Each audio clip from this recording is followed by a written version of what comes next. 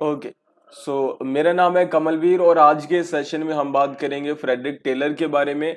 आप लोग अनअकैडमी का सब्सक्रिप्शन ले सकते हो मेरा रेफरल कोड यूज करके, जो कि है कमलवीर एस। ओके।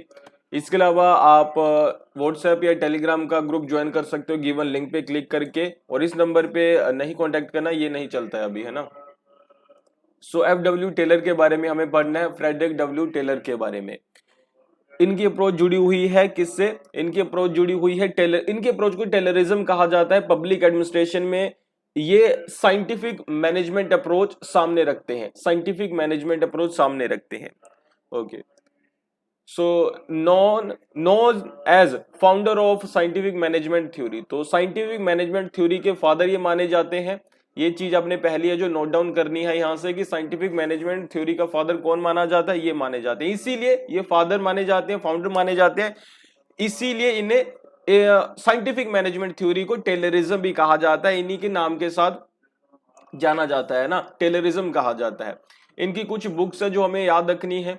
बुक्स के नाम है a piece rate system 1895, shop management 1903, the art of cutting metal 1906, the principles of scientific management 1911। तो ये चार बुक्स है इनकी इंपॉर्टेंट, इसे आप याद रखिएगा। ये अभी ईयर्स भी याद रखिएगा कि कब कब ये पब्लिश हुई, क्योंकि क्रोनोलॉजिकल ऑर्डर वाला क्वेश्चन अक्सर पूछा जाता है बुक्स के लिए, है ना, कि वो कब पब्लिश हुई थी, कौन से ईयर में पब्लिश हुई, एक ही स्कॉलर की, है ना। तो इसीलिए आपने बुक्स के नाम यहाँ पे याद रखने हैं। पहली चीज, इस स्लाइड में से हमने क्या क्या सीखा? साइंटिफिक मैनेजमेंट थ्योरी के फाउंडर, पहली चीज। दूसरी चीज, साइंटिफिक मैनेजमेंट थ्योरी को इसीलिए क्या कहा जाता है? टेलरिज्म। दूसरी और तीसरी चीज, इनकी बुक्स के नाम और ईयर्स, है ना। आई होप आपने 3 पॉइंट्स इस स्लाइड में से नोट डाउन किए होंगे। नेक्स्ट है जी, अभी पहले ये समझते हैं कि उस टाइम पीरियड में इन्हें क्या जरूरत पड़ी इस तरीके की थ्योरी डेवलप करने की, है ना, जिसे बाद में टेलरिज्म कहा गया।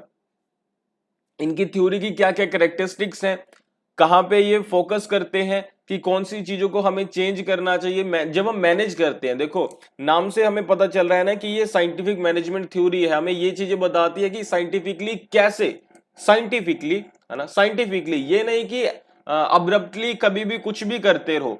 अगर आप एडमिनिस्ट्रेशन में हो, अगर आप एडमिनिस्ट्रेटर हो, अगर आप मैनेज कर रहे हो किसी भी ऑर्गेनाइजेशन को, तो ये नहीं कि कभी भी आप कुछ भी कोई भी डिसीजन लेते रहो, किसी भी तरीके से अपनी मर्जी से किसी को भी रिक्रूट कर लो,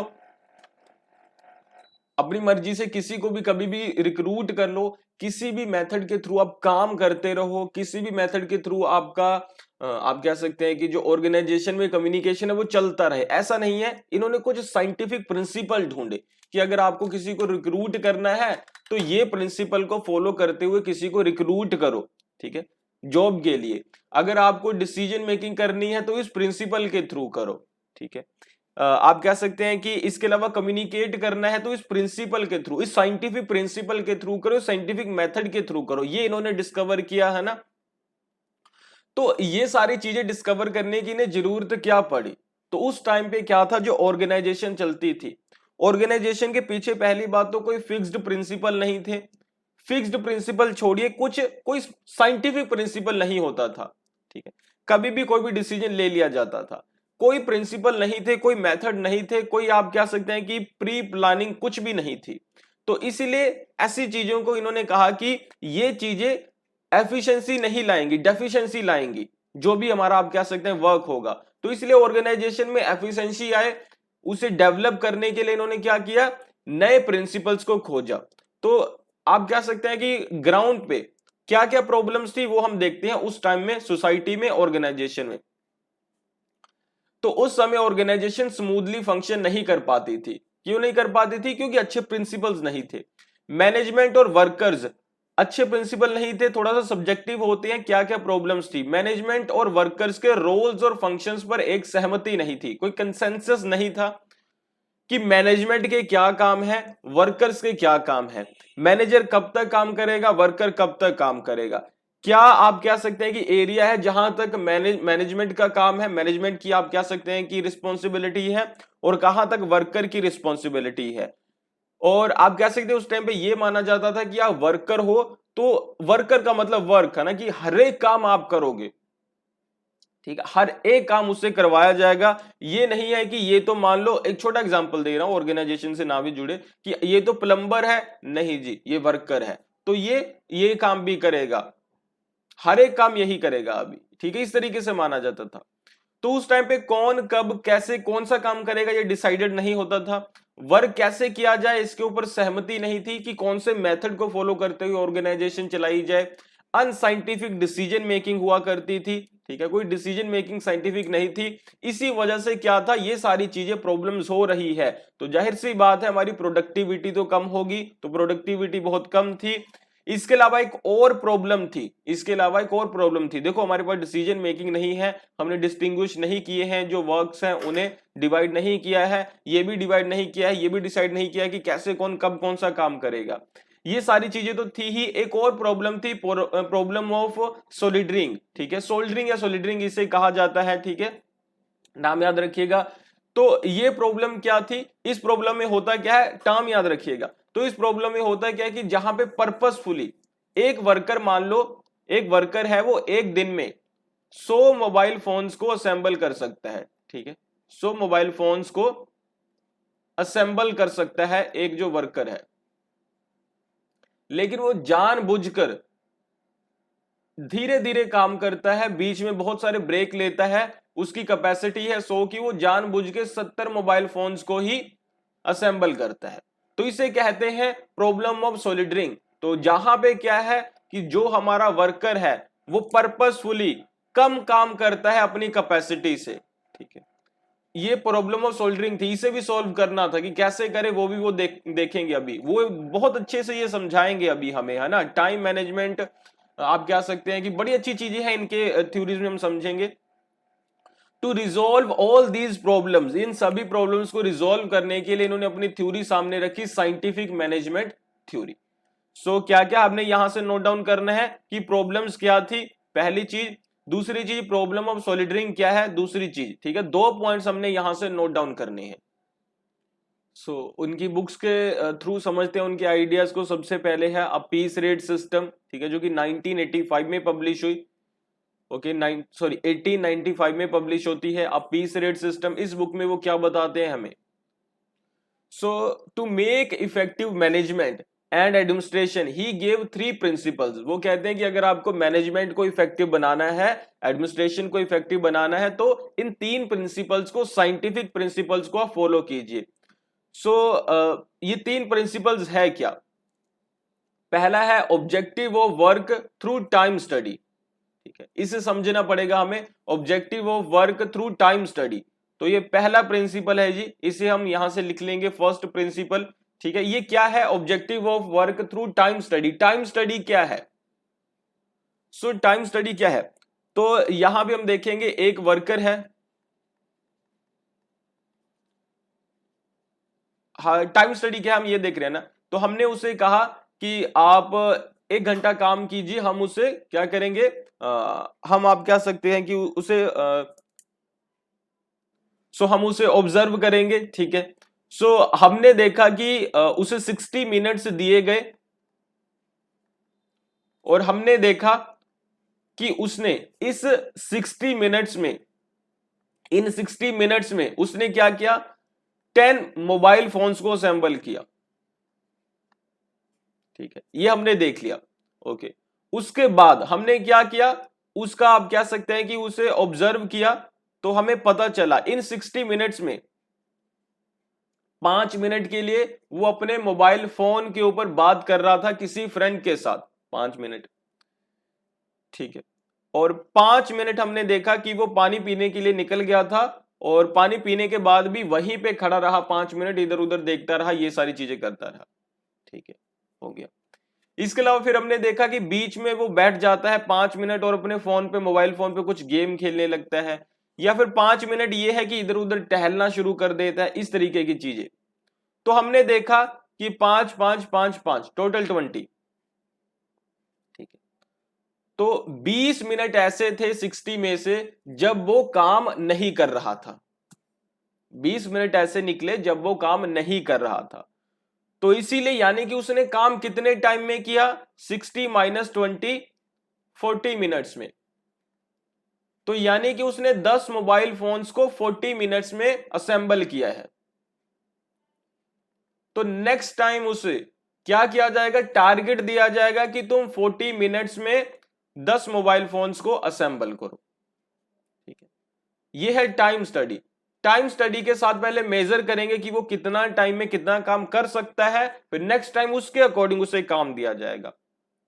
ठीक है, नेक्स्ट टाइम उसे ये नहीं कहा जाएगा कि 1 घंटा है तुम्हारे पास तो 10 मोबाइल फोन असेंबल करके दो, हम या कहेंगे कि तुम्हारे पास 10 घंटे है तो 100 मोबाइल फोन असेंबल करके दो, हम नहीं, हम कहेंगे कि 40 मिनट्स है, 10 मोबाइल फोन असेंबल करके दीजिए। तो इस तरीके से उसका टारगेट अभी सेट किया जाएगा, इसे कहते हैं टाइम स्टडी। तो ये पहला प्रिंसिपल है, objective of work through time study. We will measure first time, पहले हम टाइम को मेजर करेंगे, how much we spend to do that work, कि हम किसी काम को करने के लिए कितना टाइम लेते हैं। After that we will analyse time and unnecessary time will be eliminated. जो अननेसेसरी टाइम है ना, जैसे कि उठकर जाना, दोस्तों से बातें करना, या कुछ भी आप कह सकते हैं कि, या फिर काम करते करते बीच में कुछ लोग एक्सरसाइज ही ना करना शुरू कर दे, योगा कर रहे हैं, ऐसी सारी चीजें। And we will do work in limited and necessary time so that productivity can be increased. तो ये पहला प्रिंसिपल है जी, objective of work through time study. I hope आपको ये क्लियर हुआ होगा। दूसरा है differential rate system. Differential rate system दूसरा हमारा आप कह सकते हैं कि यहां पे प्रिंसिपल है।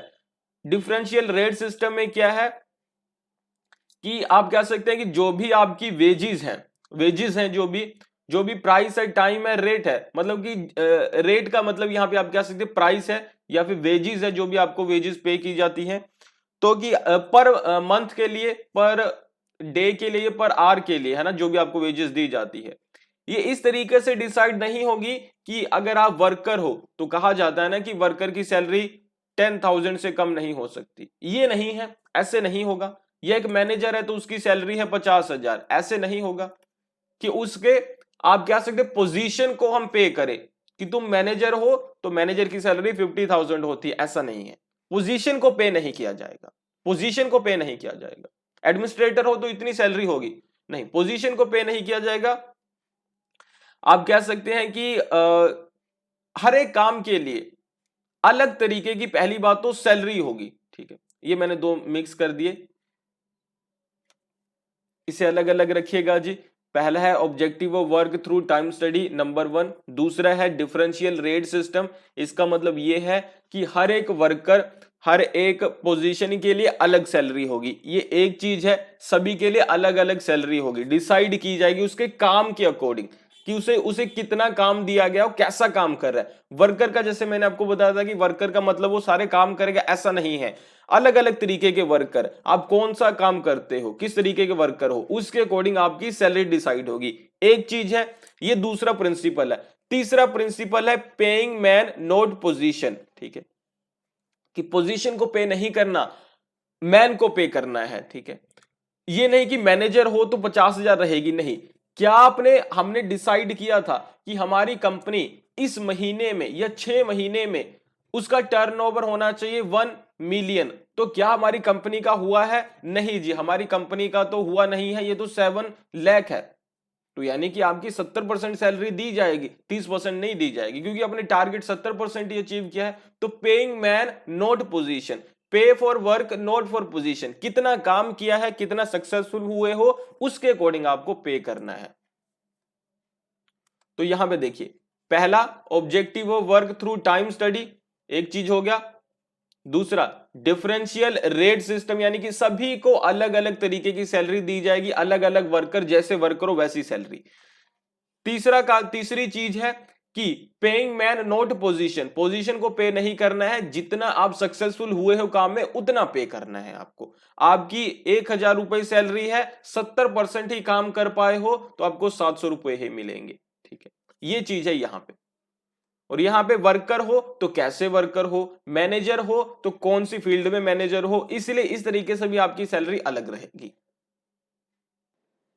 सो नेक्स्ट उनकी बुक है जी the art of cutting metal, है ना, आर्ट ऑफ कटिंग मेटल। इस बुक के द्वारा वो 30,000 एक्सपेरिमेंट्स करते हैं मतलब 30,000 एक्सपेरिमेंट्स किए गए कि मेटल को कट करने का सबसे अच्छा तरीका क्या है। मेटल को कट करने का सबसे अच्छा तरीका क्या है, इसके लिए बहुत सारे एक्सपेरिमेंट्स कंडक्ट किए गए। उन सारे एक्सपेरिमेंट्स को कंक्लूड करते हैं वो इस बुक में, है ना, कि कोई भी मेटल है तो उसे कैसे कट किया जा सकता है, सबसे अच्छा तरीका कौन सा है मेटल को कट करने का, है ना। तो उसके बाद वो बेस्ट आप कह सकते हैं कि वे है मेटल को कट करने का, वहां तक पहुंचते हैं, है ना, इन सारे एक्सपेरिमेंट्स के थ्रू। समझने वाली चीज क्या है, और इसमें से आप कह सकते हैं कि कंक्लूजन क्या निकलता है। तो इसमें से कंक्लूजन ये निकलता है कि जो भी आप काम कर रहे हो, जो भी आप काम कर रहे हो, कोई भी काम आप कर रहे हो, तो उसके लिए आप रूल, जो ट्रेडिशनल रूल है, यानी कि जिसे कहा जाता है रूल ऑफ थंब प्रिंसिपल, ठीक है, इस स्लाइड में हम यही देखेंगे, रूल ऑफ थंब प्रिंसिपल, उसे आपको फॉलो करने की जरूरत नहीं है। रूल ऑफ थंब प्रिंसिपल का मतलब क्या होता है कि जो चीजें ट्रेडिशनली हम फॉलो करते आए हैं बस वही करते रहो, ठीक है, हमेशा हमेशा से जो आप करते आए हो वही करते रहो, और वो सबसे अच्छा तरीका है। वो कहता है कि ये सोच बिल्कुल गलत है, हमें टाइम टू टाइम जिस भी मेथड के थ्रू हम काम करते हैं उन्हें रिवाइज करते रहना चाहिए।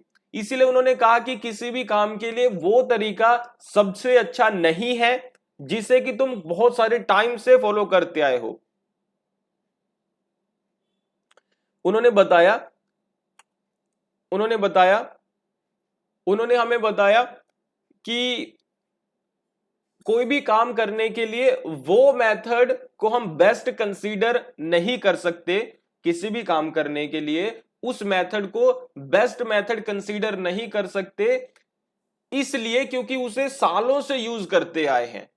कहते हैं ना कि यार नहीं, सालों से हम इसी रास्ते से जाते आए हैं, ये रास्ता सबसे अच्छा है उस शहर तक पहुंचने का, नहीं, इसीलिए उसे बेस्ट कंसीडर मत करो कि हमेशा से ये फॉलो करते रहे, बल्कि उस मेथड को बेस्ट कंसीडर करो जो कि साइंटिफिक स्टडी पर और एक्सपेरिमेंट पर बेस्ड हो।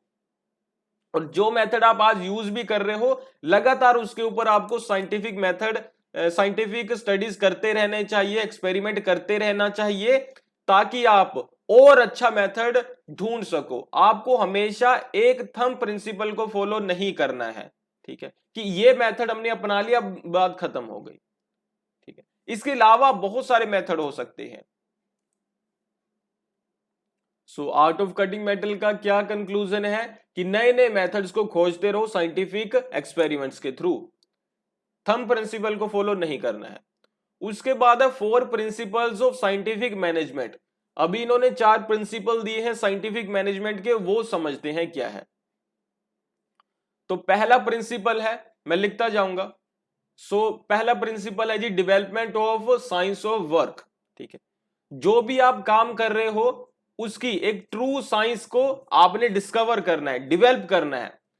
मतलब किसी भी चीज की साइंस डिस्कवर करने का मतलब क्या होता है, मान लीजिए पॉलिटिकल साइंस पढ़ रहे हो, पब्लिक एडमिनिस्ट्रेशन पढ़ रहे हो, तो इसकी अलग अलग थ्योरीज की स्टेट कैसे काम करता है, कैसे काम नहीं करता है, लोग पॉलिटिकली एक्टिव है कि नहीं है, बेस्ट मेथड कौन सा है हमारे पॉलिटी के लिए, स्टेट को रन करने के लिए, ये सारी चीजें मिलाकर क्या बनती है, एक साइंस बनती है पॉलिटी की, है ना, पॉलिटिकल साइंस। इसी तरीके से हम काम कर रहे हैं, क्या काम कर रहे हैं, एग्जांपल ले लेंगे, टीचिंग कर रहे हैं,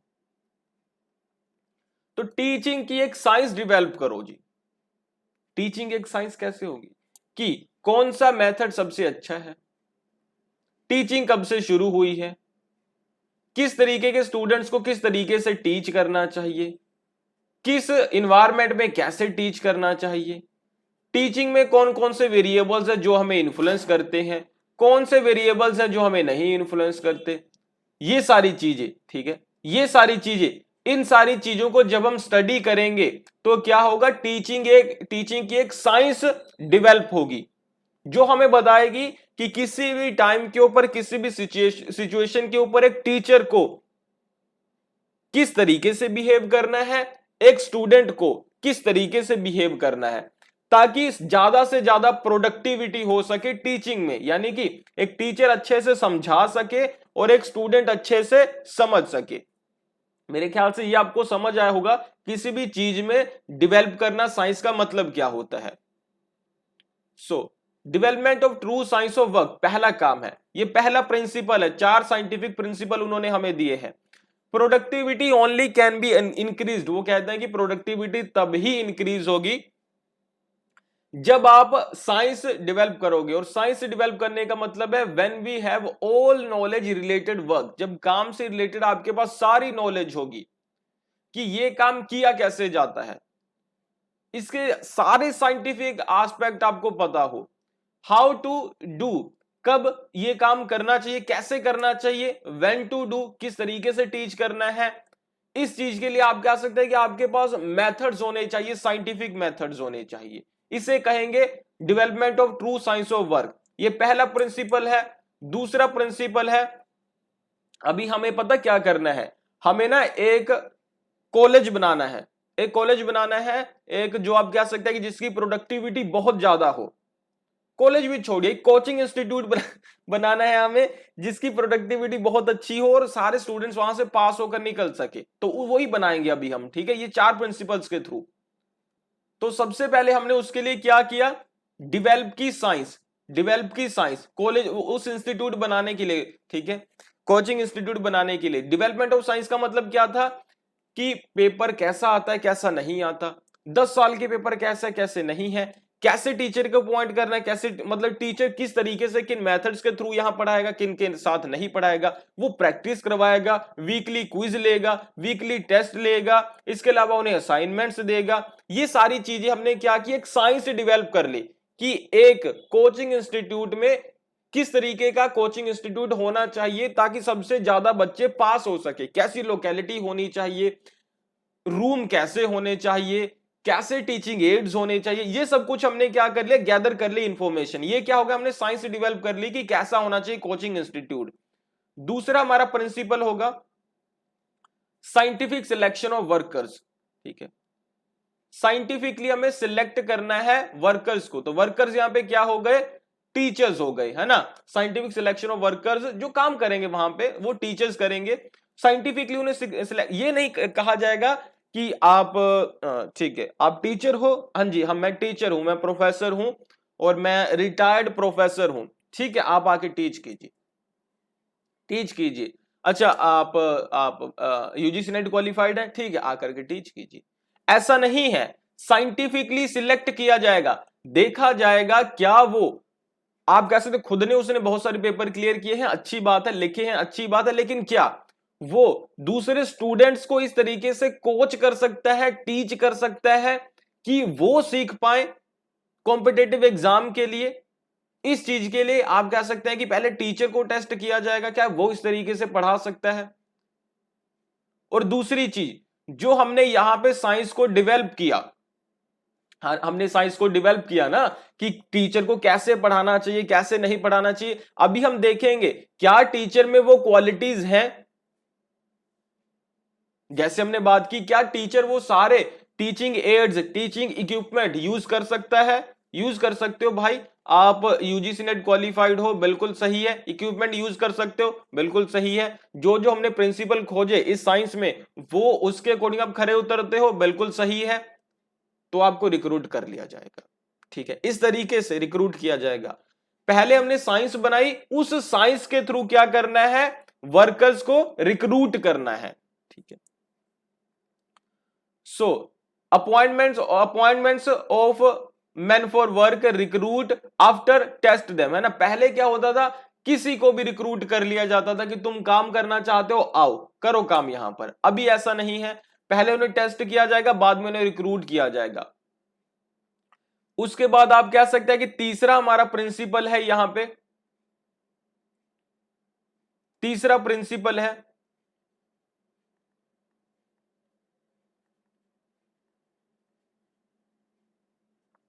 ब्रिंगिंग टुगेदर साइंस ऑफ, आप कह सकते हैं कि work plus scientific recruited workers.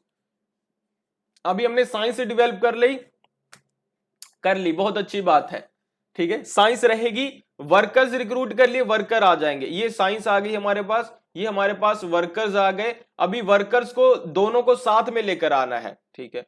Science को लगातार डेवलप करते रहेंगे डेली, और वर्कर्स को कहना है कि इस साइंस को फॉलो करते हुए काम करो, ठीक है। अभी वो काम कर रहे हैं तो दोनों को हम साथ में लेके आ रहे हैं, ये तीसरा प्रिंसिपल है, bringing together science of work and scientifically selected workers, ठीक है। इस तरीके से अभी चीजें चल रही हैं। Our objective is not only, ये भी चीज याद रखना, वहां पे हमने देखो कितने दिन पहले बैठकर क्या सिर्फ यही डिसाइड किया ना कि कैसे कैसे पढ़ाना चाहिए, कैसे नहीं पढ़ाना चाहिए, कैसा इन्वायरमेंट होना चाहिए, मतलब साइंस को डेवलप किया।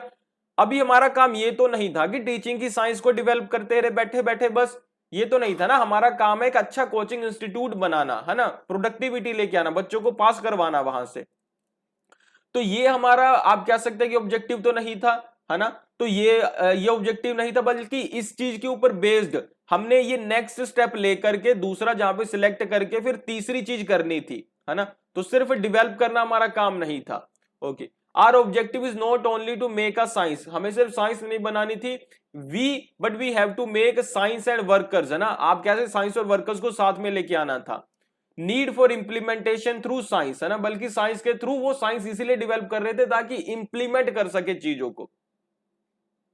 आप कह सकते हैं कि recruitment and science is not enough, दोनों चीजें इनफ नहीं है। इंपॉर्टेंट क्या है कि दोनों चीजों को साथ में लेकर आया जाए, साथ में लेकर आया जाए, दोनों चीजों को साथ में लेकर आया जाए। तो हम साथ में भी ले आए, साथ में भी ले आए। फिर अगला हमारा प्रिंसिपल क्या है, चौथा प्रिंसिपल, वो है division of division of responsibility. क्या है, डिवीजन ऑफ रिस्पॉन्सिबिलिटी। अभी हमने साइंस डेवलप करके दे दी है, साइंस डेवलप करके दे दी है, अभी टीचर्स का काम है कि वो अच्छे से इसे यूज करते हुए बच्चों को पास करवाए। तो यहां पे मैनेजमेंट और वर्कर्स के बीच में रिस्पॉन्सिबिलिटी डिवाइड होनी चाहिए कि हमारा काम है, मैनेजमेंट का काम है आपको टाइम पे सारे इक्विपमेंट देना, टाइम पे सब कुछ अच्छा इन्वायरमेंट देना, सैलरी देना, आपको साइंस भी प्रोवाइड करवाना। अभी आपका काम है उसे इंप्लीमेंट करना, तो आप इंप्लीमेंट कीजिए और बच्चों को पास करवाइए। तो इस तरीके से दोनों में रिस्पॉन्सिबिलिटी डिवाइडेड होगी। एट दैट टाइम, उस टाइम पे क्या होता था, वर्कर्स का मतलब होता है कि सारे काम वही करेगा, सभी उसकी रिस्पॉन्सिबिलिटी होती थी। लेकिन ऐसा नहीं होगा इनके, आप कह सकते हैं कि मैनेजमेंट में। तो ये चार इन्होंने मैनेजमेंट के प्रिंसिपल बताए, साइंटिफिक मैनेजमेंट के। आई होप आपको ये क्लियर हुए होंगे। डिवीजन है, सबसे पहले साइंस डेवलप कीजिए, फिर वर्कर्स को उसके थ्रू रिक्रूट कीजिए, फिर वर्कर्स को कहो कि इसके साइंस के साथ आप काम कीजिए, और उसके बाद क्या है, ये भी आप कह सकते हैं कि इंश्योर करना कि अपनी अपनी रिस्पॉन्सिबिलिटी सभी निभाए यहां पर। सो नेक्स्ट है जी इनका कंसेप्ट फंक्शनल फोरमैनशिप का। सो फंक्शनल फोरमैनशिप क्या है, तो traditionally a worker was under only supervisor, है ना। एक वर्कर के ऊपर एक ही सुपरवाइजर होता था, एक ही इंसान सुपरवाइज करता था वर्कर को, है ना। मैं सुपरवाइज कर रहा हूं, मेरे अंडर एक ही वर्कर है, एक ही वर्कर है, और एक वर्कर को एक टाइम पे एक ही सुपरवाइज करेगा इंसान कि तुम ये काम करो, तुम ये काम करो, ऐसे। He said it was not effective system, वो कहता है कि ये एक इफेक्टिव सिस्टम नहीं था। इसके लिए वो ऑल्टरनेटिव हमें बताते हैं फंक्शनल फोरमैनशिप सिस्टम, जहां पे क्या होगा कि एक वर्कर को एक बंदा सुपरवाइज नहीं करेगा, 8 बंदे सुपरवाइज करेंगे, ठीक है। According to this system a worker can receive at a time orders from 8 bosses, 8 bosses उसे सुपरवाइज करेंगे एक टाइम में। इन्हीं 8 बॉसेस को क्या कहा जाता है, फंक्शनल फोरमैनशिप, ठीक है। तो ये 8 बॉसेस को वो आप कह सकते हैं कि 2 पार्ट्स में डिवाइड करते हैं। पहला पार्ट है प्लानिंग फंक्शनल बॉसेस, ठीक है। ओके, ये कौन कौन से हैं, ये है आप कह सकते हैं कि order of work and root clerk 1, instruction card clerk 2, time and cost clerk 3, ठीक है, ये चीजें याद रखना। उसके बाद है डिसिप्लिनेरियन, है ना, ये आप कह सकते हैं कि 4 बॉसेस हैं, ठीक है।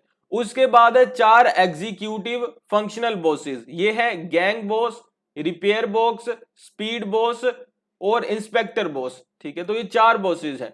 तो ये 8 बॉसेस आपने याद रखने हैं। प्लानिंग फंक्शनल बॉसेस हैं 4, order of work and root clerk पहला, इंस्ट्रक्शन कार्ड क्लर्क दूसरा, टाइम एंड कॉस्ट क्लर्क तीसरा और डिसिप्लिनरी चौथा। और एग्जीक्यूटिव फंक्शनल बॉसेस हैं gang boss, repair box, speed boss और इंस्पेक्टर मेरे ख्याल से बॉक्स कह दिया मैंने, ये बॉस है ना। तो ये काम क्या करेंगे, ये ऑर्डर ऑफ वर्क देखेंगे, रूट को देखेंगे, ये इंस्ट्रक्ट करेंगे आपको, ये आपके टाइम और कॉस्ट क्लर्क होंगे, टाइम स्टडी करेंगे आपकी, देखेंगे उसके अकॉर्डिंग करें कि नहीं, ये डिसिप्लिन को देखेंगे, इस तरीके की चीजें हैं ये, है ना। तो आई होप आपने फंक्शनल फोरमैनशिप को अच्छे से लिख लिया हो, है ना, ये 8 के 8 बॉसेस के नाम। उसके बाद है मेंटल रेवोल्यूशन, एक और कंसेप्ट ये देते हैं मेंटल रेवोल्यूशन। मेंटल रेवोल्यूशन क्या है, याद रखिएगा, कभी एग्जामिनेशन में लिखा हुआ है मेंटल रेवोल्यूशन कंसेप्ट किसने दिया है। तो ये कहते हैं कि जब हम साइंटिफिक मैनेजमेंट को फॉलो करेंगे, साइंटिफिक मैनेजमेंट को फॉलो करेंगे, इनके ये सारे प्रिंसिपल्स जो इन्होंने दिए हैं उन्हें फॉलो करेंगे, उससे बाद क्या होगा, तो उसके बाद क्या होगा, मैनेजर की मेंटेलिटी चेंज होगी, वर्कर की मेंटेलिटी चेंज होगी, मैनेजर और वर्कर अपने आप को एक दूसरे के आप कह सकते ऑपोजिट नहीं खड़ा हुआ पाएंगे, बल्कि वो ये समझेंगे कि मैनेजर तुम्हारा काम भी सेम है, मेरा काम भी सेम है। कैसे करना, क्या मतलब कि ऑर्गेनाइजेशन को आगे बढ़ाना। और अगर हम आगे बढ़ाते हैं ऑर्गेनाइजेशन को, जब भी ऑर्गेनाइजेशन आगे बढ़ेगी तो मैनेजर का भी फायदा होगा, वर्कर का भी फायदा होगा।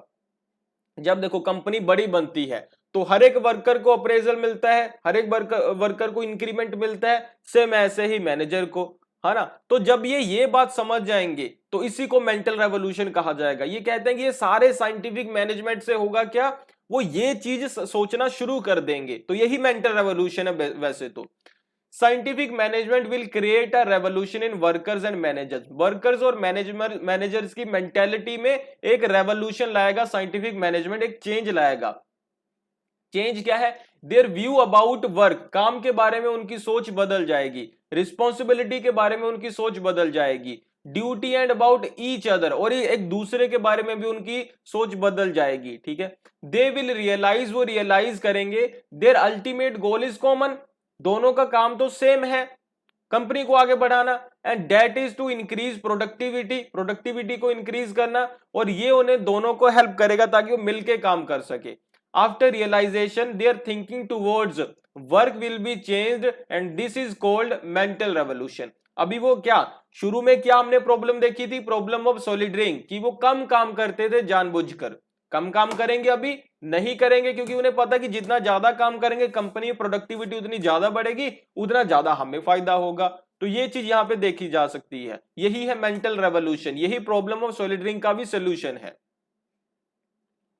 सो नेक्स्ट है जी work study and work measurement, ठीक है। पहले हमने टाइम स्टडी देखा था ना, अब ये वर्क स्टडी है।